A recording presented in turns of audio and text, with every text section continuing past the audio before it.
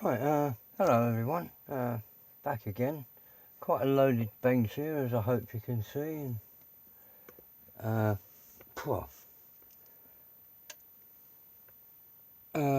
Really, I was starting to carry on the thing about the 1/24th scale figures by Masterbox and ICM. As you can see, I've predominantly painted most of this one here. I'm still messing around with this camera. Got a sat on my... That's too close. Try and get that back. Sorry, I've got quite a long stand jammed in the corner. Right, now we're getting somewhere. There we go. As you can see, I've just got a few little details left to paint.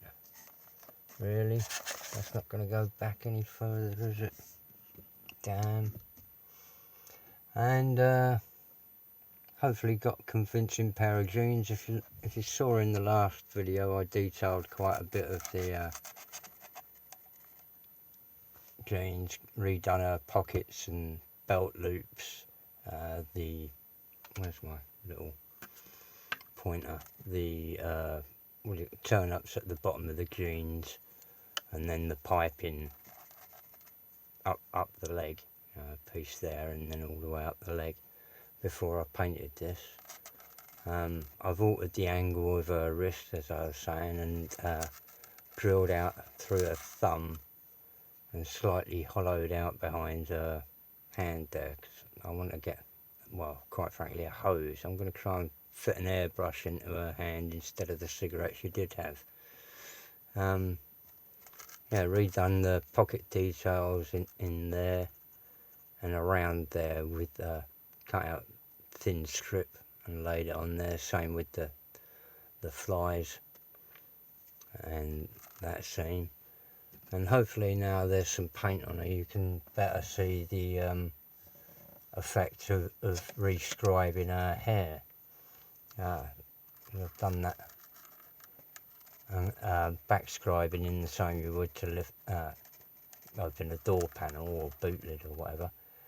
And just gone, thousands of times, God knows how many times. And I thought a sort of leopard print top would be quite nice. I've got no idea whether I can do a leopard print bow. That might end up red silk or something.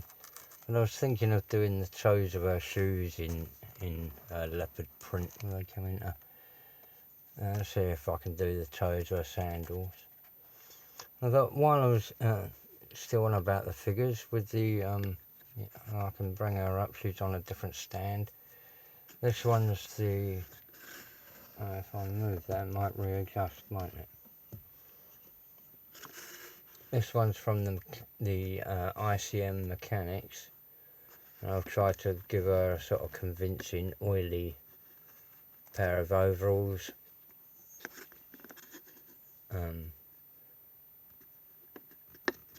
With the hair on here, it was done by a different sculpture and had a different texture. Can't zoom in on it. I'm going to focus on the dog in it.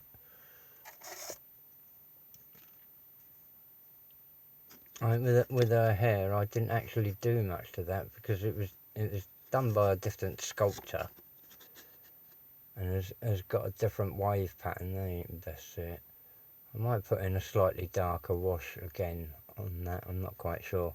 As you can see from the, I've sort of toned it so as she's much lighter across her shoulders and the top of her backside than around the front, because the figure will end up in a posture like that. So I wanted light on top of the figure and darker inner shadows under there. But yeah, again, I lifted the corner of that pocket, rescribed some of the lines in it, deepened the pocket grooves, cut under the collar probably. I think that might have just been enough in paint down there. I'm sure I did something else down the front of there. But they really are nice figures.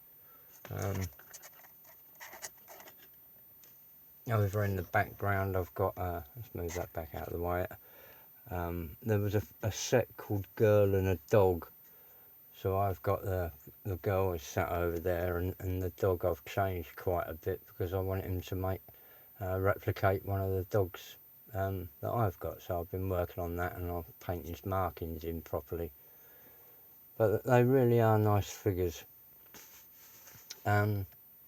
Also, moving on, I've Johnny Hacksaw's been out again and has done some hacking up.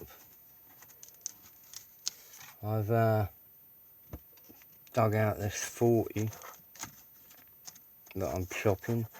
I don't know whether any of you remember seeing me messing around with aluminium floor panels last year. Hang on a minute, it's all gone tits up. But it was for this. If I lift it up, so I've got an aluminium floor that I'm working on. And I've got the interior pod in there really to stress the body completely. But I've come on, focus, right. Got this on the go. It's quite difficult, it really is. And I'll have to check the dimensions there, but I think that's still level. And I'm using the gutter line really as the main line through there. When I come through the quarter lights, do you call them quarter lights in America? The rear lights, windows there. I'll put in a new gutter line to follow the line of the roof. You can see there's a cut across there, which I did a little while ago, and there was 3 down there, and I used a soldering iron behind to warm them up and then push those through. But I'd cut a trough across the back there, rather than a hole. I didn't cut it off, it's a trough so as it would fold forward, and that would extend that part of the roof forward, without me tilting that back up, and then warming up these corners either side once they're gashed so they're in smaller strips. I'll then fold them into where this was going, so there's not really all that much filler there. You just make it taper it down so they'll fold in. That's sort of hard to explain, and I've filled on the inside now, and it's all stuck together, you can't see. On here, as you can see, I've got two strips of evergreen, and I've still got a bit of a gap, but as long as I keep that upright pillar there, and this one to there, and those to there, it's going to line up. It's just I hacked through there with a Dremel, and I thought I'd give it another go with a Dremel, but I'm definitely going back to an actual saw. You know, I had a diamond cutting disc on a Dremel, and it's still, you're just doing that just a tad and you're all over the place. Slight twist and it really makes quite a mess. This side I've got a little sliver in there to balance up the cut for exactly that. There I've got a slither in to balance up the cut, to realign the gutter line and the window line and get back into the A pillar. Because of that wavering in the Dremel, with the Dremel, I would have been better off just to have sawn that through with a saw.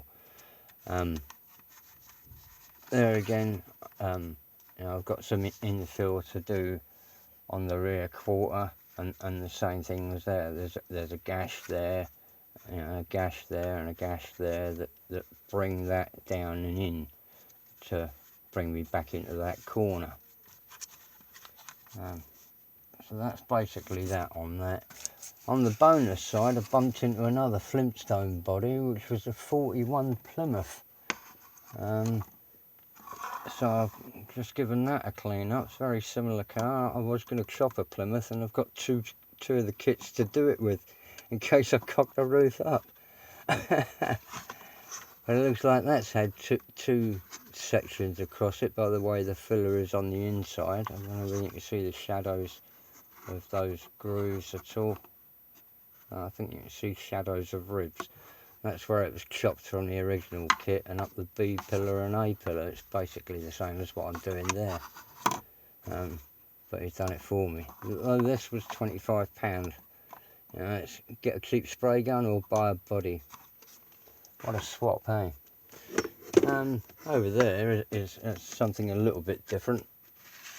Where I was reviewing the 1/72 truck kit the other day, I got quite a buzz for doing one, but that was such a detailed kit. I thought I'd get something simpler. This is an old Matchbox Diamond T that I've been working on and adding a few bits and bobs, padlocks to the little boxes down there, and making these hoop loops for a canvas cover, and gear knobs and foot pedals for all that sort of lark, because there was nothing of that in there. That's it for today, I think. Hope you're all well. Best wishes from jolly old England. Bye.